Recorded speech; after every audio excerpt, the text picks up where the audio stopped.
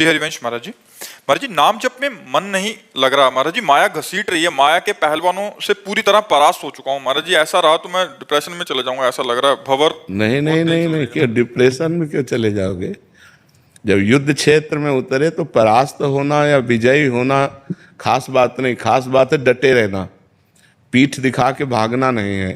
जब हम भगवान के मार्ग में चले हैं तो हमें डटे रहना है।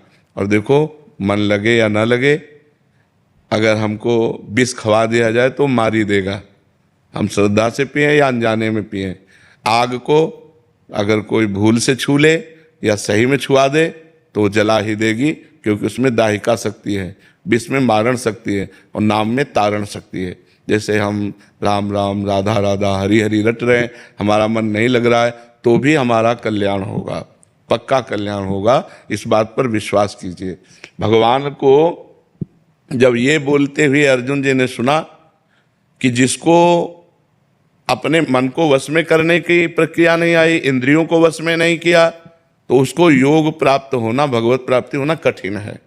जिसका मन वश में नहीं है, जिसकी इंद्रियां वश में नहीं है, उसे भगवत प्राप्ति नहीं हो सकती। तो अर्जुन जी को बड़ा संशय हुआ।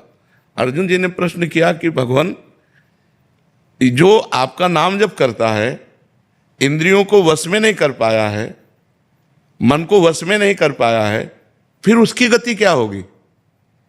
जो इंद्रियों को वश में किए हैं, मन को वश में किए हैं, आपका भजन कर रहे हैं, वो भगवत प्राप्त हो जाएंगे, उनका तो काम बन गया।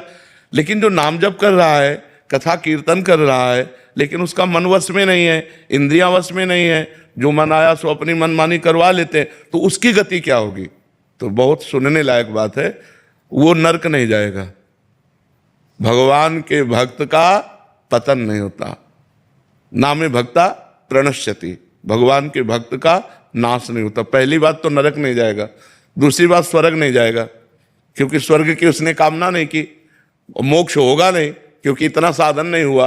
तो उसका कुलवान श्रीवान ऐसे घर में जन्म होगा जहां भक्ति का माहौल होगा, खूब ऐश्वर्य होगा, और बचपन से ही उसे भक्ति का ऐसा अनुकूल वातावरण मिलेगा कि इस जन्म में ऐसा भजन करेगा, इंद्रियों और मन को उसमें करे और भगवान को प्राप्त हो जाएगा। एक जन्म और होगा तो घाटे का तो सौदा है नहीं, डिप्रेशन में क्यों जाओगे?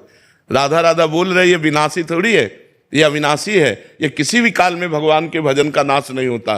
जो हम भगवान का भजन करते हैं किसी भी काल में नाश नहीं होता। और जितना भजन करते हैं, मान लो हमारा 100 नाम जप हो गया है, तो अब 99 नहीं उतरेंगे, 101 से चलेंगे। किसी भी जन्म में भजन करना। देखो, भरत जी महाराज राज परिवार घर सब छोड़ करके गंडकी नदी के किनारे भगवान की प्राप्ति के लिए साधना कर रहे हैं।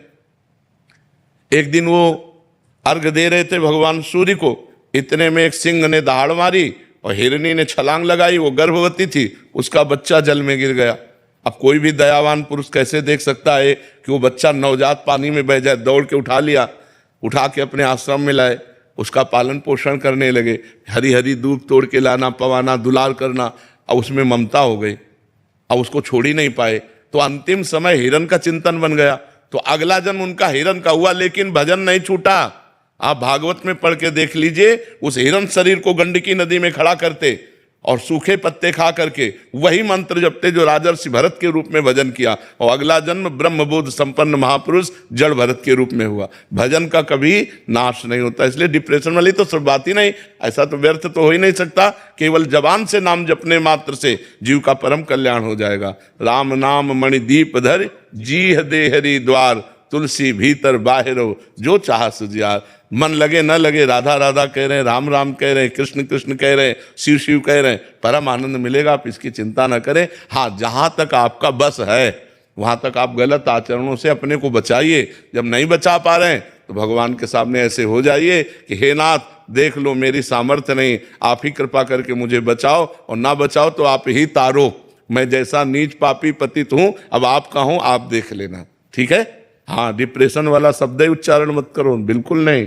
ये आनंद का मार्ग है, डिप्रेशन का मार्ग थोड़ी। इसमें तो डिप्रेशन खत्म हो जाता है। नाम जप के समय भी विषय विकार हावी होते हैं। कोई बात नहीं, तुम चिंता मत करो, वो कूड़ा करकट है, अंदर से निकल रहा है, अंदर आ नहीं रहा।